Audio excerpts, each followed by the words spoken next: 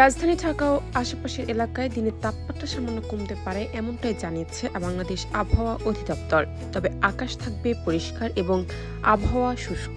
6 ফেব্রুয়ারি সকাল 7টা থেকে পরবর্তী 24 ঘন্টার জন্য প্রকাশিত পূর্বাভাসে বলা হয়েছে, ঢাকা ও পার্শ্ববর্তী এলাকায় আকাশ পরিষ্কার থাকতে পারে এবং আবহাওয়া শুষ্ক থাকার সম্ভাবনা রয়েছে। এ সময় পশ্চিম অথবা উত্তর পশ্চিম দিক থেকে ঘন্টায় 6 থেকে 12 কিলোমিটার বেগে হালকা বাতাস প্রবাহিত হতে পারে।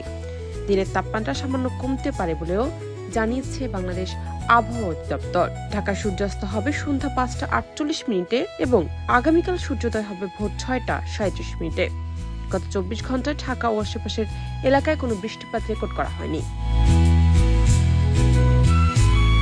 এদিকে সারা দেশের সম্ভাব্য পূর্বাভাসে বলা হয়েছে, সন্ধ্যা 6টা পর্যন্ত অস্থায়ীভাবে আংশিক মেঘলা আকাশ সহ সারা দেশের আবহাওয়া শুষ্ক থাকতে পারে।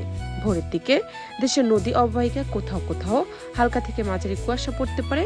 একই সঙ্গে সারা দেশের রাতের এবং দিনের তাপমাত্রা 1 থেকে 2 ডিগ্রি সেলসিয়াস কমতে পারে। জানাত নিপু, দেশ রূপান্তর।